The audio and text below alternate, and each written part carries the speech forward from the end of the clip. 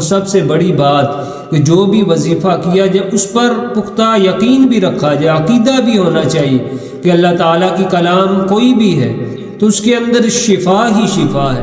اعوذ باللہ من الشیطان الرجیم، بسم اللہ الرحمن الرحیم۔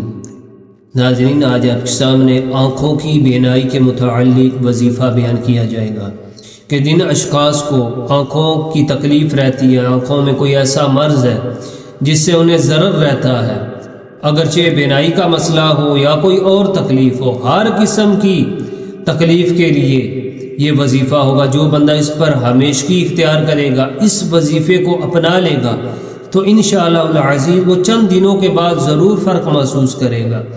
اگر بینائی میں کمی ہوگی تو جو بندہ اس وظیفے کو اپنائے گا تو اللہ تعالیٰ اس کی بینائی میں بھی اضافہ فرمائے گا۔ اگر کسی نے چشمہ لگایا ہوگا تو جو بندہ اس پر ہمیشگی اختیار کرنے والا ہوگا، عقیدہ رکھنے والا ہوگا تو انشاءاللہ العزیز اس کا چشمہ بھی اتر جائے گا، یعنی اس قدر اس کی بینائی بڑھ جائے گی۔ اور یہ وظیفہ صدیوں سے بزرگان دین کرتے چلے آئے ہیں۔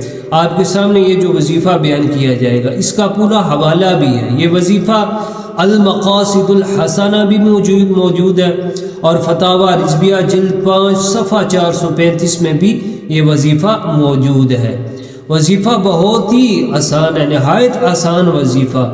ضروری یہ امر ہے کہ ہم کوئی بھی وظیفہ ہوتا ہے، کوئی بھی کام، اس پر ہمیشگی اختیار کریں۔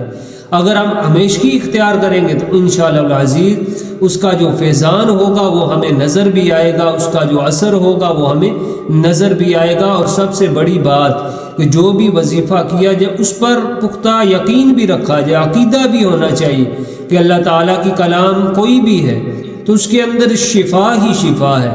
تو جو بھی وظیفہ آپ کریں اور تو اس کے لیے یہ ضروری ہے کہ پہلے آپ کی یہ نیت، یہ ارادہ ہونا چاہیے کہ اللہ تعالیٰ مجھے اس کلام کے ذریعے سے ضرور شفا عطا فرمائے گا۔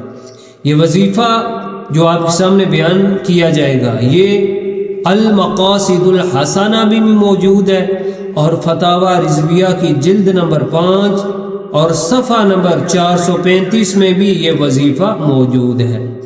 سید الشہداء حضرت امام علی مقام نواسہ رسول آپ فرماتے ہیں کہ جب مؤذن اذان پڑھ رہا ہو اور وہ یہاں پہنچے اشہد ان محمد رسول اللہ، تو جو شخص اذان سننے والا ہے وہ یہ سن کر یہ پڑھے مرحبا بحبیبی وقرۃ عینی محمد ابن عبداللہ صلی اللہ تعالی علیہ وسلم، پھر اپنے انگوٹھوں کے ناخنوں کو چوم کر اپنی آنکھوں سے لگائے۔